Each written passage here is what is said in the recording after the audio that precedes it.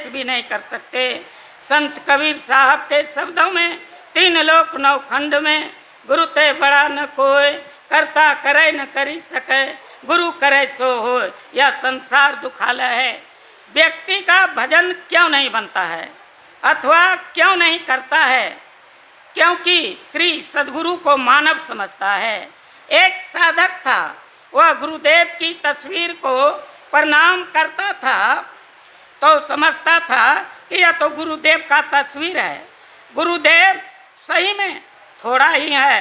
एक दिन वह ध्यान करके उठा तो गुरुदेव को बड़ा श्रद्धा भाव से प्रणाम किया और मन ही मन कहा, गुरुदेव अगर आप सचमुच में संत हैं तो मुझे आप दर्शन दीजिए। इतना कहना था कि गुरुदेव तस्वीर से निकलकर बाहर आ गए। वह व्यक्ति गुरुदेव को प्रणाम किया और भावुक होकर रोने लगा। गुरुदेव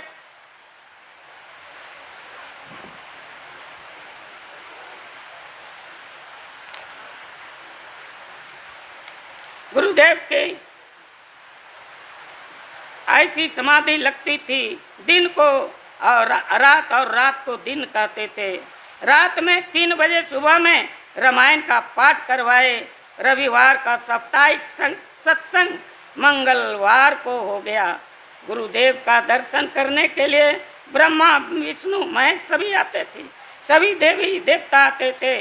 जब गुरुदेव कमरे में बैठते थे तो हमेशा किसी न किसी देवी देवता अथवा संत से बातचीत करते रहते थे।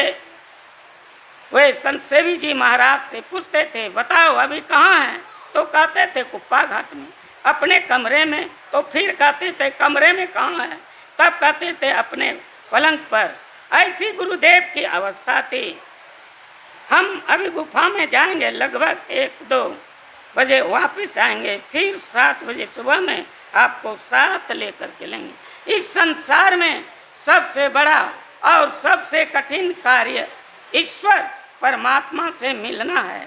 यह तभी संभव है जब व्यक्ति में वैराग्य रूपी अग्नि की प्राप्ति हो, जब व्यक्ति तन की ममता, धन मकान दुनिया की ममता का मन से त्याग कर देता है। भगवान बुद्ध और महावीर ने राजपाट एवं अपनी सुंदर धर्म पत्नी यशोधरा और एकलौता पुत्र राहुल का भी परित्याग कर दिया था। उन्होंने जंगल में इतनी साधना की, शरीर की हड्डियां बाहर निकल गई, मांस सूख गए थे। ईश्वर ने बड़ी कड़ी कड़ी परीक्षा ली। जब वे सब परीक्षा में पास कर गए तब उन्हें ईश्वर का दर्शन हुआ था।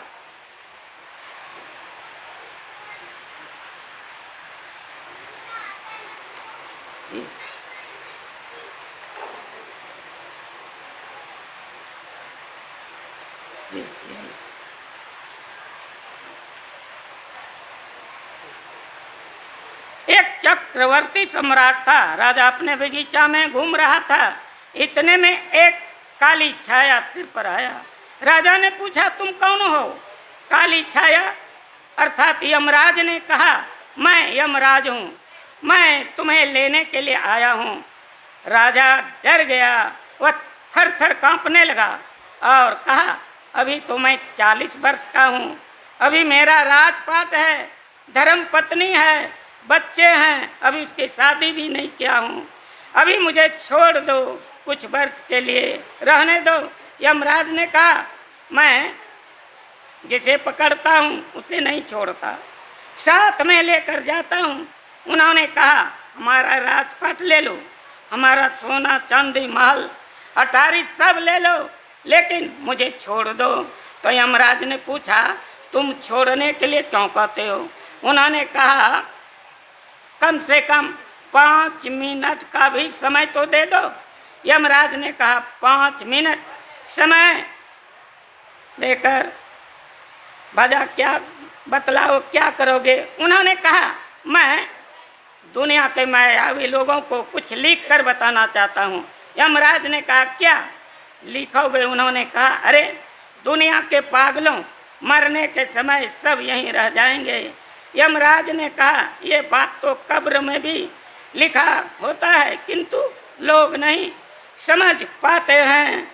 वो संसार को ही सब कुछ मानते हैं और उसी के लिए रात दिन मेहनत करते हैं। भजन में प्रेम सब से पहले साधक मानस जप करके ईश्वर के दरबार में धरना देता है, लेकिन वह गुरु रूपी ईश्वर जल्दी दर्शन नहीं देते हैं। तब उनके वियोग में वह बहुत रोता चिल्लाता तड़फता है, तब वे दर्शन देते हैं। आँख से इतना आंसू निकलता है, बिलखता है, इसका कोई नाप जोक नहीं है। मानस ध्यान में भी कभी दर्शन देते हैं, कभी छिप जाते हैं, लेकिन साधक उनके लिए तन मन से काम क्रोध लोभ अहंकार सबको मन से हटा देते हैं। तब वह भी कहाँ जाएगा, उन्हें दर्शन देना पड़ता है। दृष्टि योग की साधना तो और भी कठिन है, इसमें तो कमर पीठ एक हो जाता है, शरीर बहुत कमजोर हो जाता है। अंत में वह प्रकाश की प्राप्ति करता है, अंत में सार शब्द को पकड़ता है, फिर ईश्वर का दर्शन होता है। श्री सद्गुरु महाराज की और